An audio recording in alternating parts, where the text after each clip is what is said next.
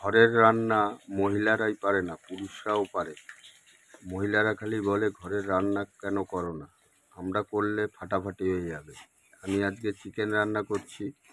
প্রথমে তো তোমাদের দেখালাম আলু ভেজে ফেলেছি, তারপরে মশলাগুলো কষাচ্ছি, দেখতেই পাচ্ছ। তারপরে চিকেনটা দিয়ে দিলাম, চিকেনটা দিয়ে মশলার মধ্যে এবার চিকেনটাকে কষাচ্ছি ভালো করে। তার মধ্যে যা যা মহিলারা দেয় তার থেকে একটু বেশি জিনিস দিয়েছি আমি। আজকে গিন্নি খেয়ে বলবে ফাটাফাটি হয়েছে। তা তোমরা দেখছো চিকেনটা কষাচ্ছি। চিকেনটা কষাবার পর এবার তোমরা দেখতে পাচ্ছ এই যে চিকেনটা কষার পর এবার একটু হালকা জল দিয়ে চিকেনটাকে কষাচ্ছি। চিকেনটা কষার পর এই যে তোমরা দেখছো চিকেনটা একটু ফুটছে, ফোটার পর জল দিয়ে দিয়েছি।